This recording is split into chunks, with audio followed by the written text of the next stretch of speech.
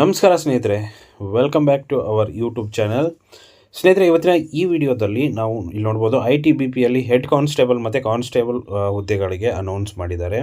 So ಈ ಒಂದು ಅರ್ಜಿಗಳನ್ನು ಕರೆದಿದ್ದಾರೆ ಅಂತಂದಮೇಲೆ ಏನೇನೆಲ್ಲ ಒಂದು ರಿಕ್ವೈರ್ಮೆಂಟ್ ಇದೆ ಅಂತಂದರೆ ವಯೋಮಿತಿ ಆಗಿರ್ಬೋದು, ಏನು ಎಜುಕೇಷನ್ ಇರಬೇಕು, ಅದೇ ರೀತಿ ಏಜ್ ಅಂತ ಏನೇನಿರುತ್ತೆ, ಸೊ ಯಾವಾಗ ಅಪ್ಲಿಕೇಶನ್ ಸ್ಟಾರ್ಟ್ ಆಗುತ್ತೆ, ಯಾವಾಗ ಎಂಡ್ ಆಗುತ್ತೆ, ಏನೇನು ಪೇಮೆಂಟ್ಸ್ ಇದೆ, ಸೊ ಇದೆಲ್ಲ ಕಂಪ್ಲೀಟ್ ಡೀಟೇಲಾಗಿ ನಾನು ನಿಮಗೆ ಇವತ್ತಿನ ಈ ವಿಡಿಯೋದಲ್ಲಿ ಎಕ್ಸ್ಪ್ಲೈನ್ ಮಾಡ್ತಾ ಇದ್ದೀನಿ. ಸೊ ಇದೊಂದು ನನ್ನ ವೆಬ್ಸೈಟು ಫ್ರೀ ಜಾಬ್ ಇನ್ಫೋ ಅಂತ.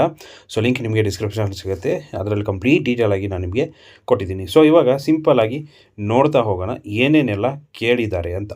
ಸೊ ಕೆಳಗಡೆ ನೋಡ್ತಾ ಹೋಗೋದಾಯ್ತು ಅಂತಂದರೆ, ಸೊ ITBPಯಲ್ಲಿ ಕೇಳಿದ್ದಾರೆ ಹೆಡ್ ಕಾನ್ಸ್ಟೇಬಲ್, ಮೋಟ್ರ್ ಮೆಕ್ಯಾನಿಕ್, ಅದೇ ರೀತಿ ಕಾನ್ಸ್ಟೇಬಲ್ ಮೆಕ್ಯಾನಿಕ್. ಟೋಟಲ್ ಆಗಿ ಹೆಡ್ ಕಾನ್ಸ್ಟೇಬಲ್ಲು 7, ಅದೇ ರೀತಿ ಕಾನ್ಸ್ಟೇಬಲು 44, ಟೋಟಲ್ ಆಗಿ 51 ಹುದ್ದೆಗಳು ಇರುತ್ತೆ. ಅದೇ ರೀತಿ ಇದಕ್ಕೆ ಶೈಕ್ಷಣಿಕ ವಿದ್ಯಾರ್ಹತೆ ಏನಿರಬೇಕಪ್ಪ ಅಂತಂದರೆ ಹೆಡ್ ಕಾನ್ಸ್ಟೇಬಲ್ಗೆ PUC ಅಥವಾ ITI ಅಥವಾ ಡಿಪ್ಲೊಮಾ ಆಗಿರಬೇಕು. ಇಲ್ಲ ಅಂತಂದರೆ ಕಾನ್ಸ್ಟೇಬಲ್ಗೆ ಏನಂತಂದರೆ SSLC ಮತ್ತು ITI ಆಗಿರಬೇಕು. ಸೊ ಇಂಡಿವಿಜುವಲ್ ಟ್ರೇಡ್ಸ್ ಬರುತ್ತೆ. ಸೊ ಅದ್ರ ಪ್ರಕಾರ ಟ್ರೇಡಲ್ಲಿ ಆಗಿರಬೇಕು. ಸೊ ಇವರಿಗೆ ಒಂದು ವೇತನ ಶ್ರೇಣಿ ಏನಿದೆ ಅಂತಂದರೆ 25ರಿಂದ 81,000ದವರೆಗೂ ಇದೆ ಅಂತ ಕೊಟ್ಟಿದ್ದಾರೆ. ಅದೇ ರೀತಿ ಕೆಳಗಡೆ ಏಜ್ ಏನಿರಬೇಕಪ್ಪ ಅಂತಂದರೆ 18 ವರ್ಷದಿಂದ 25 ವರ್ಷ.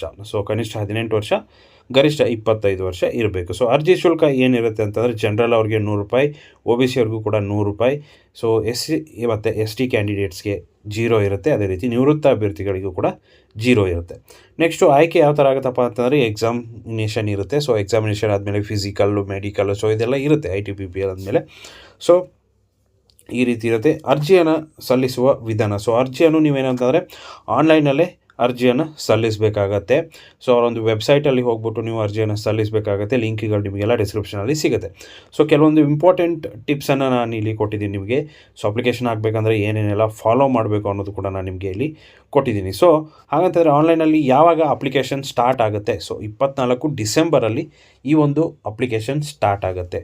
ಸೊ ಅಂದರೆ 24/12/2020 ಸ್ಟಾರ್ಟ್ ಆಗುತ್ತೆ. ನೆಕ್ಸ್ಟು ಯಾವಾಗ ಕ್ಲೋಸ್ ಆಗುತ್ತೆ ಅಂತಂದರೆ 22 ಜನವರಿ 2025ಕ್ಕೆ ಕ್ಲೋಸ್ ಆಗುತ್ತೆ. ಅದೇ ರೀತಿ ಪೇಮೆಂಟ್ ಮಾಡೋದು ಕೂಡ ಅದೇ ದಿವಸ ಲಾಸ್ಟ್ ಇರುತ್ತೆ. ಸೊ ಇಲ್ಲಿ 2 ಲಿಂಕ್ಗಳನ್ನು ಕೊಟ್ಟಿದ್ದೀನಿ. ಸೊ ಅಧಿಸೂಚನೆ ಅಂದರೆ ನೋಟಿಫಿಕೇಷನ್ ಮತ್ತು ಅವರ ಒಂದು ವೆಬ್ಸೈಟ್ ಲಿಂಕನ್ನು ನಾನಿಲ್ಲಿ ಕೊಟ್ಟಿದ್ದೀನಿ. ಸೊ ಇದೊಂದು ಅಪ್ಡೇಟ್ ಸ್ನೇಹಿತರೆ. ITBPL ಯಾರೆಲ್ಲ ಜಾಬನ್ನು ಸರ್ಚ್ ಮಾಡ್ತಾ ಇದ್ದೀರಾ, ಸೊ ಅವ್ರಿಗೆ ಒಂದು ಬೆಸ್ಟ್ ಆಪ್ಷನ್ ಅಂತಲೇ ಹೇಳ್ಬೋದು. ಸೊ 24ನೇ ತಾರೀಕಿಂದ ಸ್ಟಾರ್ಟ್ ಆಗುತ್ತೆ ಅಪ್ಲಿಕೇಶನ್ನು. ಹೋಗ್ಬಿಟ್ಟು ನೀವು ಅಪ್ಲಿಕೇಶನ್ನ ಸಬ್ಮಿಟ್ ಮಾಡ್ಬೋದು. ಸೊ ಇದೊಂದು ಅಪ್ಡೇಟ್ ಸ್ನೇಹಿತರೆ. ಇದೇ ರೀತಿ ಹೆಚ್ಚಿನ ಅಪ್ಡೇಟ್ಗಾಗಿ ನಮ್ಮ ವೆಬ್ಸೈಟನ್ನು ನೀವು ಫಾಲೋ ಮಾಡ್ಕೋಬೋದು. ಅದೇ ರೀತಿ ನಮ್ಮ ಒಂದು ಟೆಲಿಗ್ರಾಮ್ ಗ್ರೂಪ್ ಇದೆ.